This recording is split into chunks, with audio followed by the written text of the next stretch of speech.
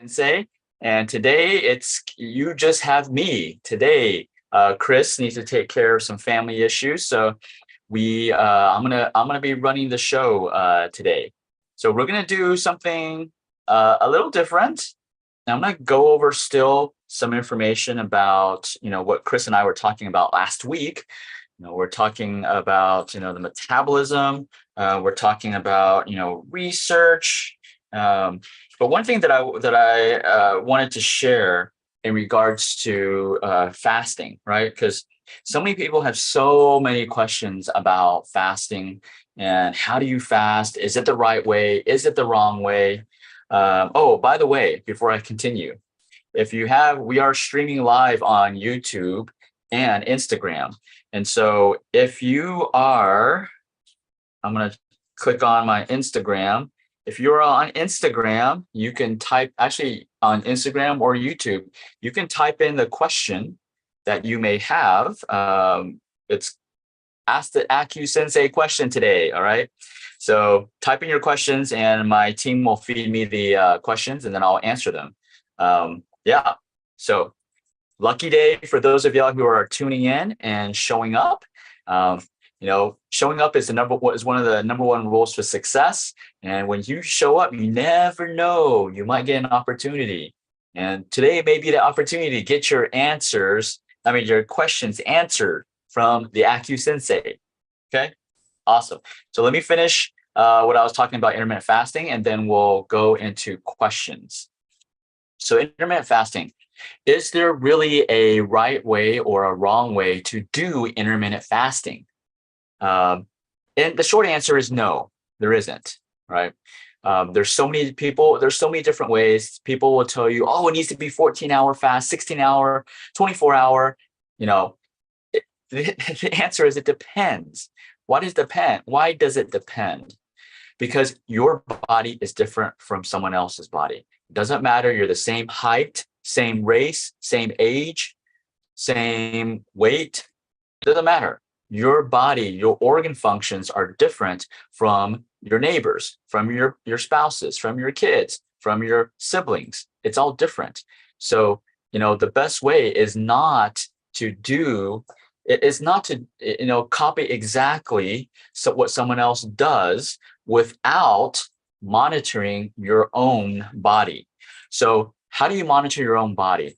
The best way to monitor your body, you have to get in tuned to listening to your body, right?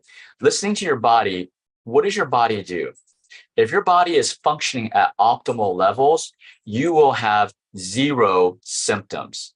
Let me repeat that. If your body is functioning at optimal levels, you will have zero symptoms. Symptoms are a way for your body to tell you, right? To tell you, hey, something's wrong. They're kind of like when you're driving in your car and you see, you see there's a warning light flash on. That's telling you, right? That's the car's computer telling you something's wrong with your car. Symptoms are like those warning lights, right? You have those warning lights. They should not be going on. They should not be going off. So what does that mean? You should not be having symptoms every day. It is not normal. It is common. Everybody's like, oh yeah, I feel tired today. Oh man, I'm hurting here, but it's okay. I feel it every day. No, it's not okay. That's not okay. Just imagine you're driving your car, a warning light goes off that says engine light's going off. Do you think, oh no, that's just okay. That's just the engine light. My engine's fine. You just keep driving until your car breaks down and then you got to buy a new car, right? Well, with a car, you can buy a new car. With body, you can't buy a new body, right? At least not yet. Maybe AI will advance enough to give us a new body, like we see in what's that Black Panther movie, right? So you can't get a new body. So if you are getting symptoms, insomnia, poor energy, inability to lose weight, hair loss, migraines, neuropathy, infertility, these are all signs that your body's not functioning at optimal level. Your organs are not functioning at optimal levels. It's your decision what you want to do with that information. But coming back to, I can go on a tangent with that, but going back to fasting, intermittent fasting, your body tells you information. So what's the important thing about intermittent fasting? Chris and I discussed it's stimulating or activating autophagy, which is self-cleaning.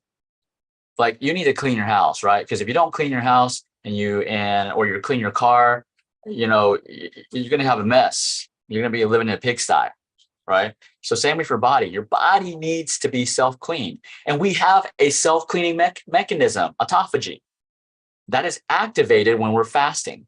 That's why, you've heard we heal. The best time to heal is when we are sleeping, because that's when we're fasting. Now we can do extended fast to allow what I call the street sweepers in our body to clean all this mess in our body. Have a little more time to clean up the mess, right? So how do you know if you're doing it right? That's probably what you're asking. Probably what you're wondering. Here's one strategy that I use. Okay. Again, you have to be paying attention to your body. And I learned this from one of the books called The Enzyme Factor. The Enzyme Factor is written by a gastroenterologist surgeon who talks about diet. Ooh, who would have thunk, right? So this is when you're fasting correctly. You have this little hunger, like you're just a little hungry. Like you're not really full-blown hungry yet, but you're just a little hungry.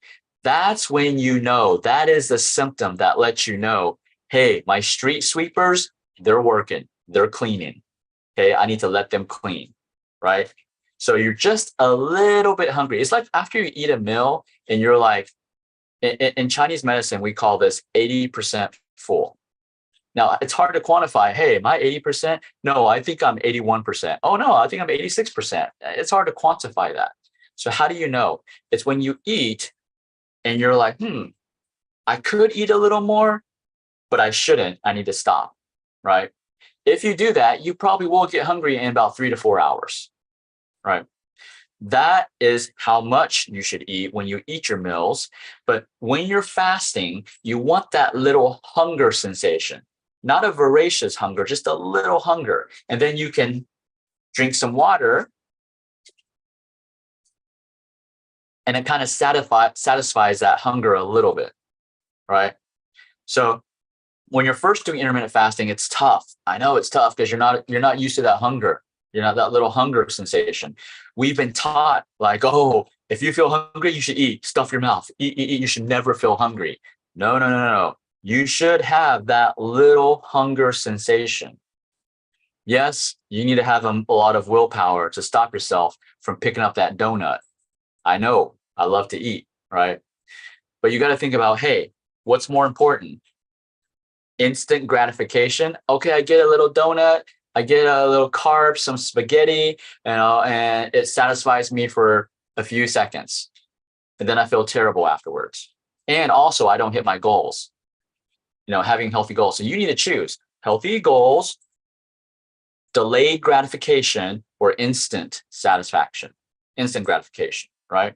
You got to choose. So that's one important thing that I wanted to share. You want to embrace that little hunger sensation. That is a clear indication your body's cleaning itself. Okay. Now you don't let that hunger sensation get to a voracious point. Right.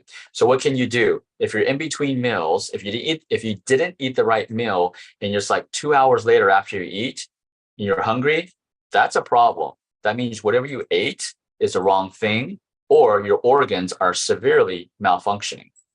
You shouldn't be hungry 2 hours after you eat. But let's say you are.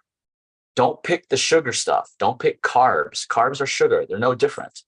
What you want to do is pick some fruit, some complex carbs.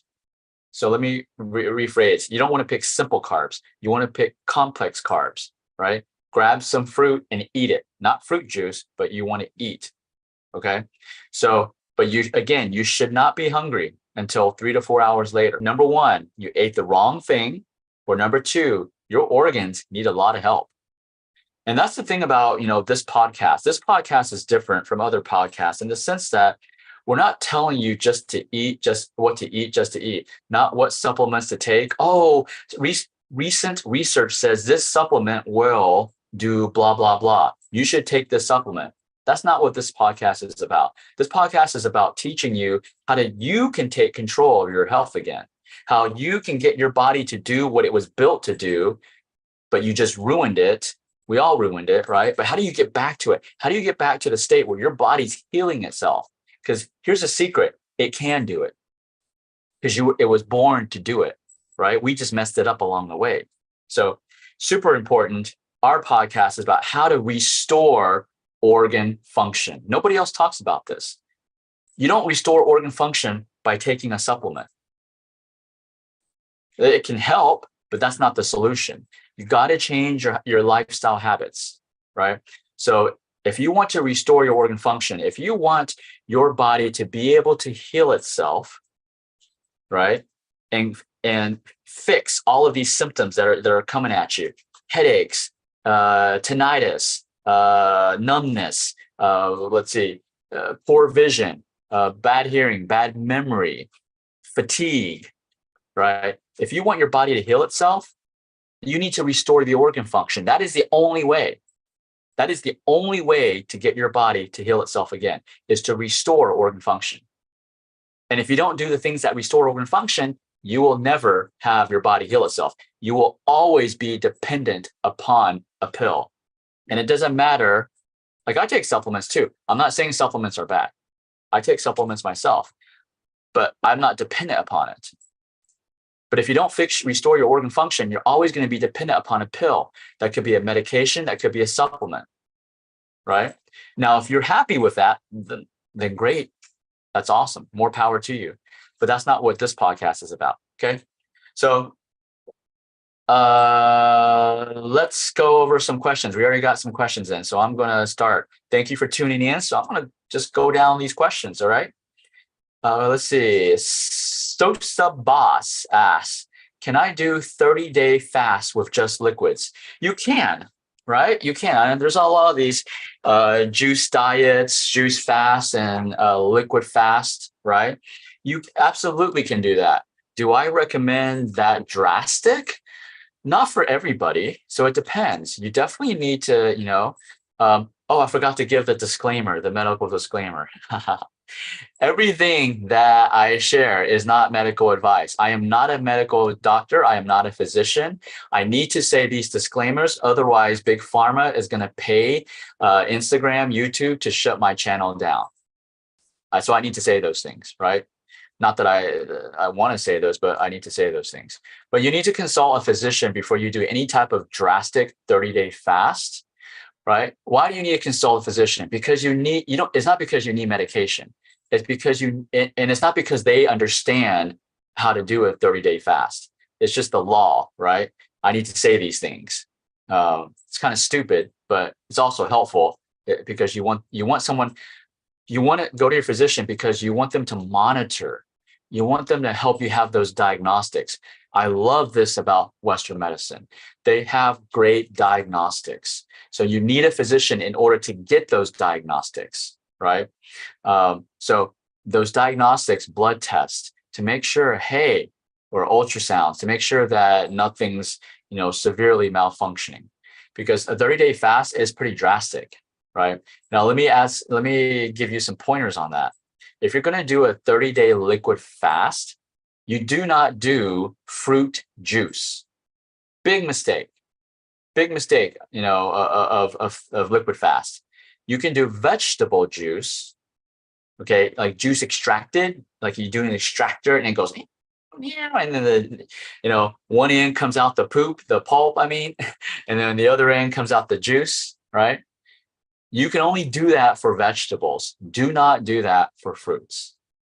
That you're just drinking sugar all day, right? So liquids, no coffee. I know some people say, oh, you can do coffee. No, can't do coffee. Coffee is a stimulant. Coffee will activate your adrenal glands to secrete cortisol, which is a stress hormone. Okay. It will cause your body, increase cortisol, which is a stress hormone. Okay. I'll come back to that. A stress hormone that basically causes your body to secrete sugar into your bloodstream. So it will spike your blood sugar and spike your insulin. Okay. So, very important. You don't want to do any type of fruit juices. You don't do during the 30-day fast. Okay. All right. Bama finesse. Different frequencies individually. Oh, I don't know if that was a question. Okay. Don MacArthur asks, is it okay to fast with hypothyroidism and Hashimoto's? Again, this is not medical advice. In my clinic, we for some, not all, everybody's different, okay? For some Hashimoto patients, we do. Actually, a majority we do. If you have thyroid issues, because it's a way to self-clean, right? People say detox, right? Detox basically basically takes the toxins from your cells. All of our cells, especially our fat cells, our fat cells store toxins. So detoxing basically encourages those fat cells in all of our cells to excrete, to poop out those toxins that they store. Now, where do they poop it out? They poop it out into your bloodstream, right? Because that's the only way they have to poop it out into your bloodstream, because it's through your bloodstream those toxins will travel to your kidneys, to your intestines, so you can pee and poop it out. Now, during that process, you're going to feel terrible. Why? Because you got poop in your blood. I would feel pretty terrible if I had poop in my blood, right? So again, you got to be careful. Again, you need monitoring. You need a healthcare practitioner to monitor you, right? But again, I have to say a physician. So you can, to answer your question, yes, you can, but you got to be monitored by someone, right? And every Hashimoto patient is different. Again, just because you're diagnosed with Hashimoto's, your friend's diagnosed with Hashimoto's, what they're doing, what you're doing may not be the same. Okay? Because your organs, why? It all goes back to organ function. Your organ function will determine how much you need to fast or not. All right. B French Tutor asks, I have been doing intermittent fasting for 2 weeks, but not much weight loss. Any advice? Yeah. So most people do get weight loss of intermittent fasting, right? So there's many reasons why you won't lose weight during intermittent fasting. Is, depending on what you do. What are you doing when you're fasting? Like I said, some nutritionists or functional medicine practitioners may say, oh, you can drink coffee, you can drink tea, you can drink fruit juice, during your fast, right? For me, those are all no-nos, because sugar, if you're drinking fruit juice or you're drinking any juice, that's not fasting. You're putting sugar in your body. Coffee is a stimulant. It's stimulating. Remember, fasting is to help clean out your organs, not to make them work, like stimulate them. So caffeine, if you're sensitive to caffeine, I would say no to tea also. No to tea, definitely no black tea, no coffee. Those are all caffeine, no energy drinks. They will stimulate your adrenal glands, which flood your body with sugar. You're no longer fasting when your body's flooded with sugar. So what should you drink? Water. Fasting is just water. That's it. Yes, you can squeeze some lemon and lime, right? It makes it alkaline, but nothing else. That is pure fasting, intermittent fasting, right? Also, another problem, or I would say mistake people make, is when they're fasting, you get hungry, right? Obviously, in the beginning, you get really hungry. And so you just devour your food, and you're eating the wrong foods. So basically, you canceled out all that hard work of holding out to eat. You cancel it out by eating the wrong things or eating too much. So when you're fasting and you eat, you still got to eat 80% full. Remember, you need to have that little hunger sensation. Okay. All right. Next, Pro Joyce says, I did 16-8 if for 15 weeks with little weight loss. What did I do wrong? So same, you have to evaluate. So most people don't mess up with the hours of fasting. right? Whether it's 16, the crucial part is what you're doing during the fasting. Are you drinking water? Are you flushing it out? Remember, so your street sweepers are going through your body. They're going to street sweep it. They're going to put it into the blood, which eventually will go into the, you want it to go to the kidneys, right? Because that's the easiest way to pee out toxins, pee out waste, unless you want to poop all day. But yeah, so the problem is not people encounter is not how many hours. That's not the key, right? The key is what you're doing during that fast and what you're doing when you're not fasting, when you're eating. That's the key. Most people are making mistakes during that portion. So if y'all have more questions about that, type into the chat what you're actually eating. Okay. Let's say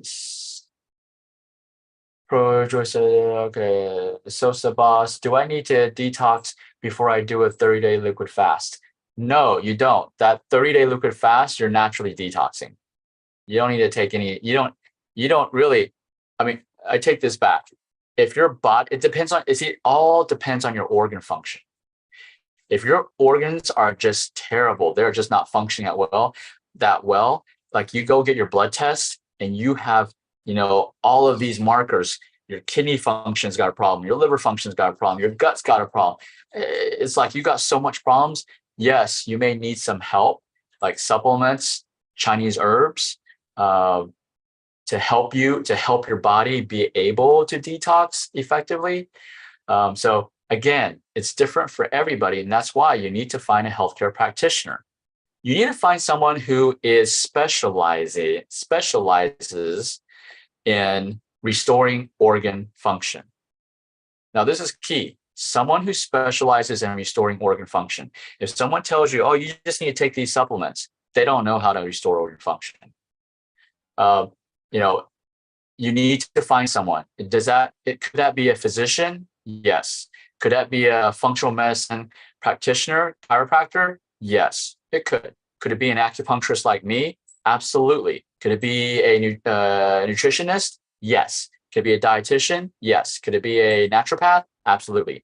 The degree doesn't tell you their specialty, and the specialty doesn't tell you if they're effective, right? So very important on who you choose. Okay. What's the best food to break a fast? Great question, Smith Stella. So that depends on when are you fasting, right? So most people like to fast in the morning. They like to skip the breakfast and eat lunch, right? So I would start, right? And it depends. Some people are vegetarians. You can fast if you're vegetarian, okay? Lots of vegetables. I would stick with vegetables. This is very, I would say, it's consistent across the board. Vegetables and some type of animal protein, right? It can be chicken. It can be fish, like I'm doing it right now.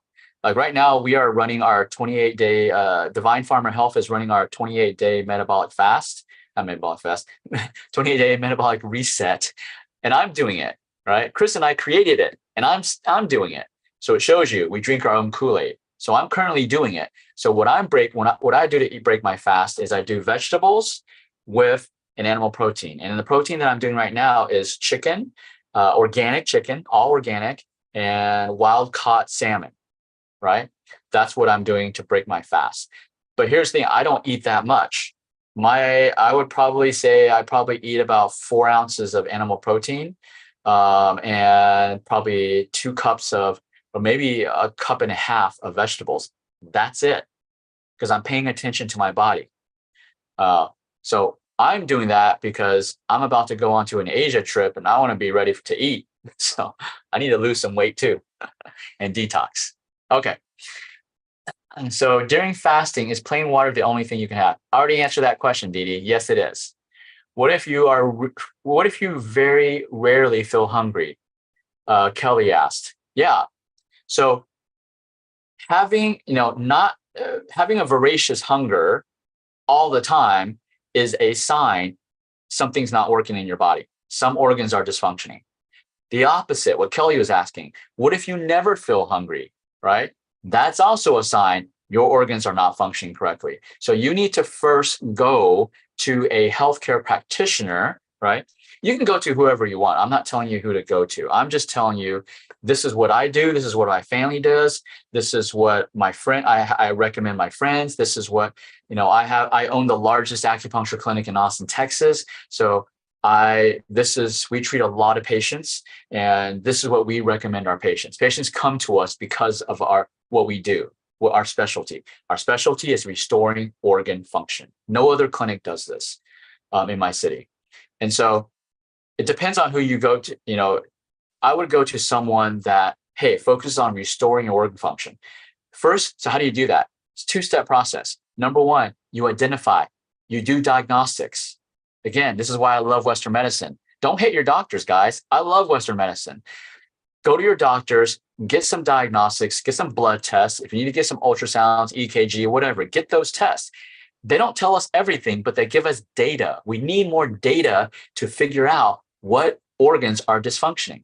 So the goal of those data, here's how we differ. The goal of those data is to identify which organs are dysfunctioning, and then go in and restore those functions. So two-step process. Number one, you find out which organs are dysfunctioning. Step two, restore their function, right? So that will fix your not feeling hungry problem. All right, Event Hats NYC asks, can it be a psychological depression symptoms that cause hunger? Absolutely, absolutely. Mind-body connection, it is 100% real. Think about it. Let me give you an example.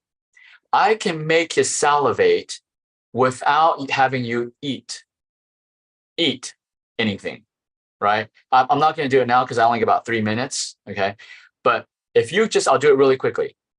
If you had just imagine, if you close your eyes and you imagine, okay, let's say I got a little stress ball here. So let's say this is a lemon. You're holding a lemon in your hand. Now you take a knife and you cut that lemon, and you're like, cut it, right? And you see all the juices squeeze out, right? And then you peel open that lemon, right?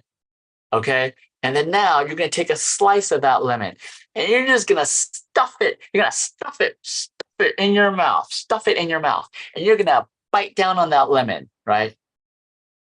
So what just happened?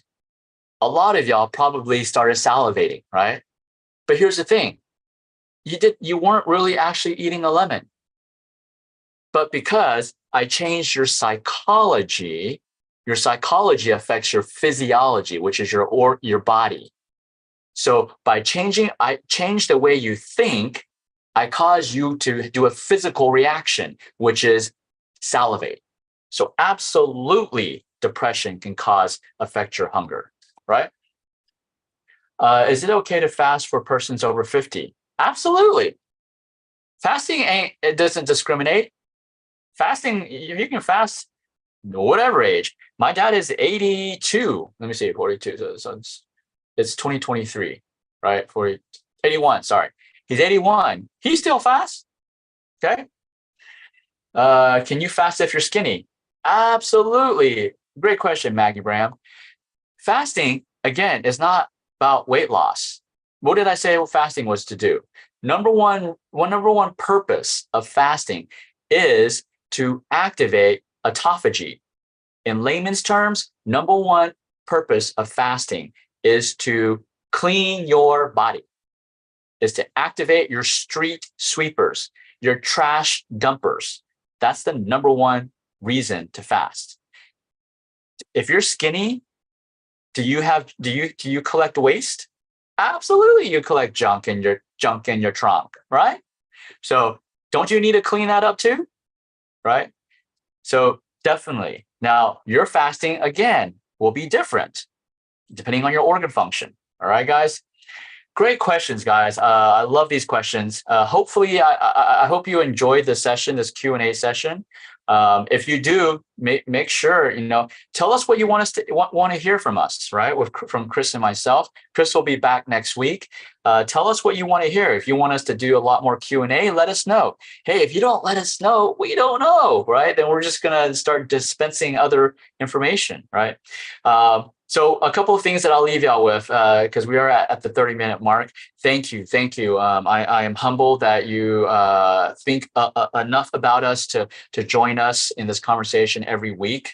Our goal is to provide you with value, and so let us know if we don't provide you with the value that you want, because that's the purpose of this podcast. It's to help you live a higher quality life, help you to be able to enjoy your life, not just get by through it, right? Be able to enjoy those weddings with your kids, be able to hike. A lot of people on vacation this summer, being able to enjoy the vacation.